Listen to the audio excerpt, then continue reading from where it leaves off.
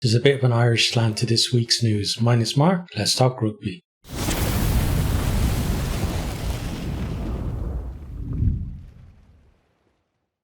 So we've got 5 items on the agenda for you this week. First is Ireland's Rugby World Cup jersey that has been released. Number 2 is Nicola Fryday's retirement from international duty. Number 3 is Scotland versus Italy in Rugby World Cup warm-up this weekend. 4, Young leaving Cardiff. And 5 is the concluding round of the Rugby Championship that happens this weekend. So to start off with the Rugby World Cup jersey, so you can see the picture of it there. You got Ian Henderson, Peter Manny and Ross Byrne modelling it. For me, I don't like it. Honestly, that's my initial impression. We saw a sneak preview of it, like some guys, I don't know who it was, some random guy got pictured wearing it. I thought, saw on Twitter and thought, hopefully this is just, it's a joke or whatever, but no, it turned out to be the actual thing. For me, I don't like the green. I like a darker green for the rugby jersey than this. It's a little bit too bright for me. The collar, I don't know what's going on with the collar, but it just does not appeal to me at all. And then those little bands on, I don't know, do you call them cuffs on half sleeves? But the bottom of the sleeves anyway, the band there, again, doesn't appeal either. Yeah, overall, not a classic. I think the one thing that kind of appeals for it is the fact that you don't have the massive sponsor thing in the middle, which I think ruins any Ireland rugby jersey, no matter who the sponsor is, but especially with the Vodafone one with the big thing of red there, just doesn't go well for Ireland.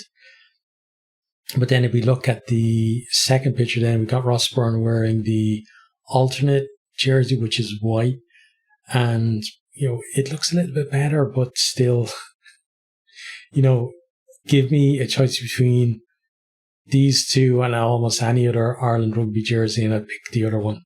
And I'm almost certain as well that we probably got some third jersey that's some kind of grey, almost green type colour that's going to clash with whatever South Africa are wearing when we play them. It probably clash very much with what Scotland play or wear when we play them too, because that's just the way it goes, right, in rugby. But yeah, I wouldn't want to buy any of these. And talking about buying them, if we look at, I've got the official store as well for the jerseys. So the test jersey is €130, which is very steep for any test jersey, but especially this one, it's absolutely not worth it for me. Unless for some reason you actually like this, I would say do not waste your money buying this jersey.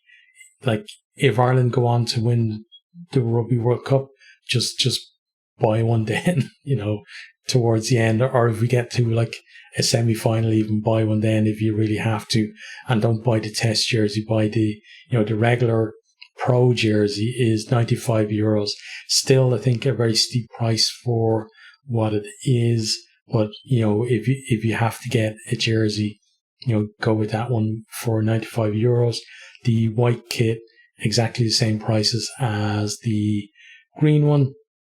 And then you can see there we got some other kind of classic looking ones there as well, with actual rugby, well, almost actual rugby colours. Kind of hard to tell on the image there, but they look a little bit better. Still, green's a little bit off. For some reason, the women's green one, green on that one looks a little bit different, but I think that's when you hover over it though, it is the kind of not great green of that one too. But then you've got the training jersey there for €42, and you got a selection of training jerseys as well to pick from. And for me, if you have to get a memento from this Rugby World Cup, I think that training jersey certainly looks the better of the ones that are there. You've probably seen me before wearing my Irish training jersey, which is actually from the 2007 Rugby World Cup. The last time I was in France, and not the last time I went to a Rugby World Cup, because I lived in Japan when Ireland were over there, but the last time I travelled to a Rugby World Cup. Not great memories from that, either from the trip or from Ireland's performances, but hopefully, this time we go a bit better. But yeah, that's the jersey. Let me know what you think about the jersey yourself. Have you gotten it? Are you planning on getting it? How does it compare to other Irish jerseys and other World Cup jerseys that have been released as well? I know the All Blacks one didn't go down too well either, because of the designs on it kind of took away from the overall aesthetic, I think. But yeah, just let me know on that one. Next, then, we are going to talk about Nicola Fryday retiring from international duty. So Nicola Fryday, she was the women's captain. She had 34 caps for Ireland, just 28 years old. She's not retiring from rugby. She's still going to play for Exeter Chiefs in the Premiership in England. She's just retiring from Ireland duty. And I think it speaks to the problems that we have in the women's game in Ireland, especially in 15s. The sevens are coming on a little bit up, but I think they still need support, a lot more support. But the 15s games, seems to have been almost abandoned by the RFU.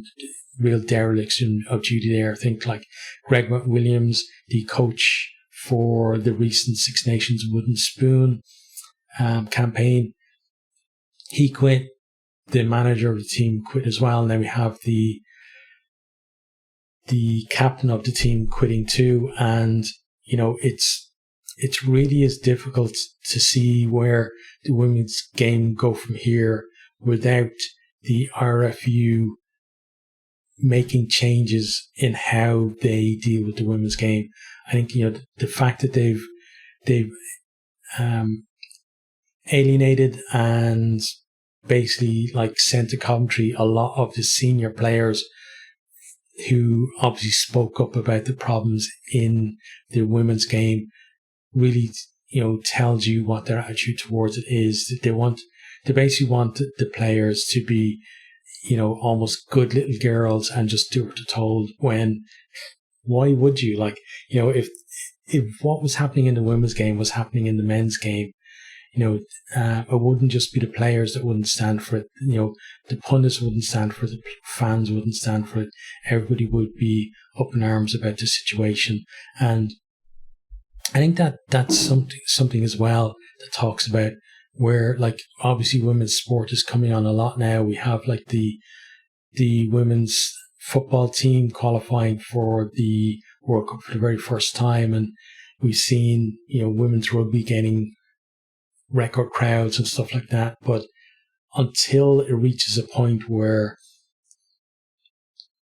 people, not just a small group of people, but kind of in the public consciousness that, things like this become unacceptable, I think there's a long way to go. And that has a lot to do with the RFU and the way they view the men's game and the women's game. I think the women's game needs a lot more support, and there has to be a lot more funding in there as well. And it's a big investment for them to do that, but it's a big investment in their future. Because if you do that, you're, very quickly going to reach a point where the women's team are selling out the Aviva Stadium for all of their home games, and suddenly have, a double income stream coming in there too. And it's not just a case of attracting, the fans that are there now to the women's game. You're going to attract new fans as well by doing that. And also you're going to give fans who are maybe priced out of the men's Six Nations a chance to go and support their nation, with maybe slightly cheaper tickets there as well. So, but talking about Nicola Fryday herself, so in the recent Six Nations for Ireland, flash up some of the stats here for, so minutes played was 392, which is first for the Ireland squad. tries, 2 first for the Ireland squad. Actually, the only try scorer we had in the whole competition. Meters made 253, was third in the squad. Carries 55, again third in the squad. Passes 31, sixth in the squad. Tackles 44, fourth in the squad. Turnovers 1-2, second in the entire squad. Lineouts 135, first, not just in the squad, but in the entire Women's Six Nations, and actually 10 more than the next best woman as well. And that one, lineout steals, 1 first for Ireland. So, you're not just talking about losing your captain, you talk about losing a fantastic player for Ireland too. And really, she was our only realistic jumper in the lineout as well, and over the whole Six Nations. And that's why she took so many takes, because nobody else was really stepping up to be that kind of second or third jumper as well. So, with no coach, with no manager, no real support from the RFU, and now no captain, where does the women's game go from here? Like the women's or the WXV, the tournament where Ireland are in the third tier because of their performance in the Women's Six Nations, is coming up soon. And, it's hard to see where they're going to improve. The players are doing their best, but, it still feels like, even though contracts have been given out, it still feels like a very amateur approach to the whole situation from the RFU, and there has to be a lot more support in there so that they can, the next Women's Six Nations, at least we can see some light at the end of the tunnel. But yeah, it's a very sad day, I think, for the women's game in Ireland, to see Nicola Fryday retire from international duty. I think she's still going to have a great career with Exeter Chiefs, and best of luck with that. Don't hold anything against her. It was, I think, a very difficult situation that she was put in on that, and it's very hard when you're in the camp to speak out about what's actually happening and what's going wrong, because you're supposed to be in there and be supporting the whole team from the inside and all that kind of stuff. So yeah, best luck to Nicola, and RFU, just get your shit together when it comes to the women's game and the sevens game overall as well, because you haven't been doing it and you need to do a lot better. Okay, next thing then we have is Scotland versus Italy this weekend. So, bit of an Irish slant on this one, because Ben Healy is going to get his first start for Scotland in this Rugby World Cup warm game. He switched allegiance from Ireland to Scotland, and again, for me, I think it's best of luck to him. I hope he does really well.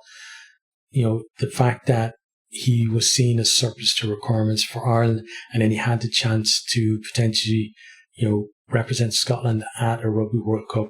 Why not jump at that, and why not do it?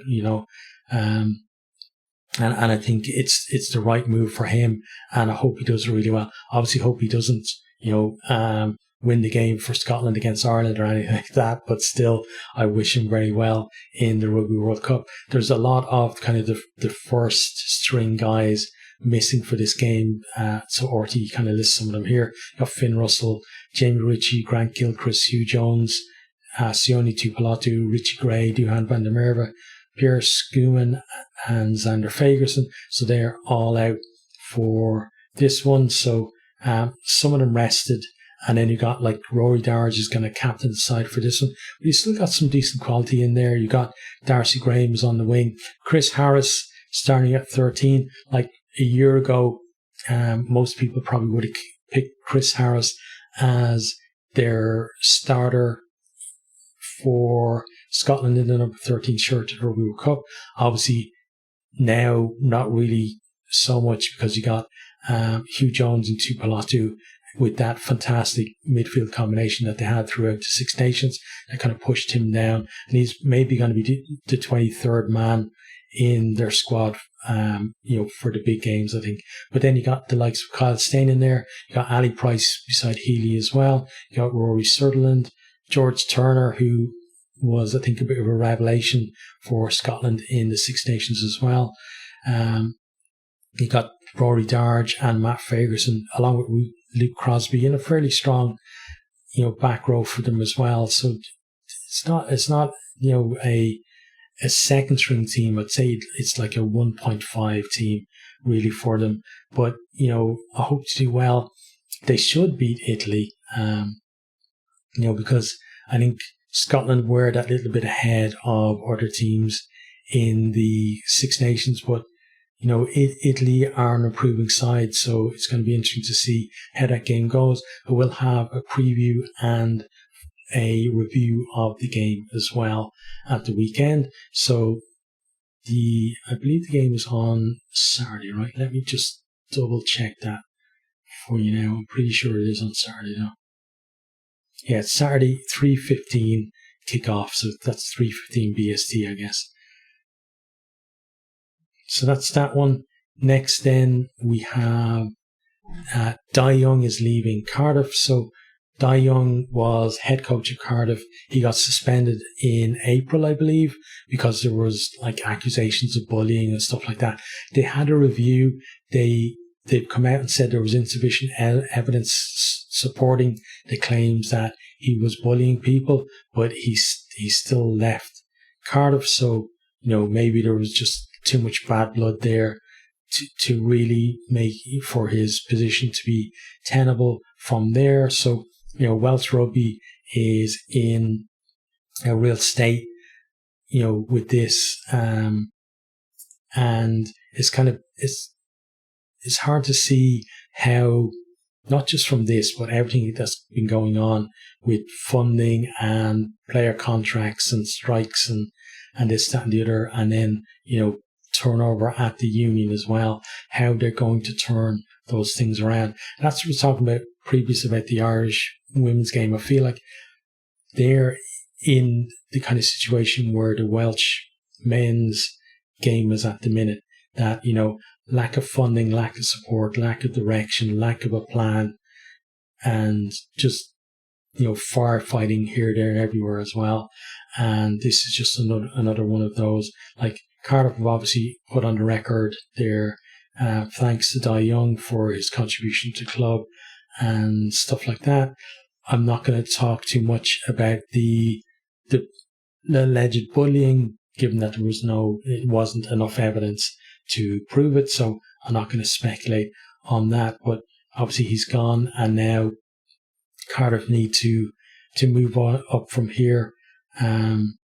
We got Matt Sherratt and Richie Reese. They've been taking the pre-season training for Cardiff coming up. So let's see how they can kind of get themselves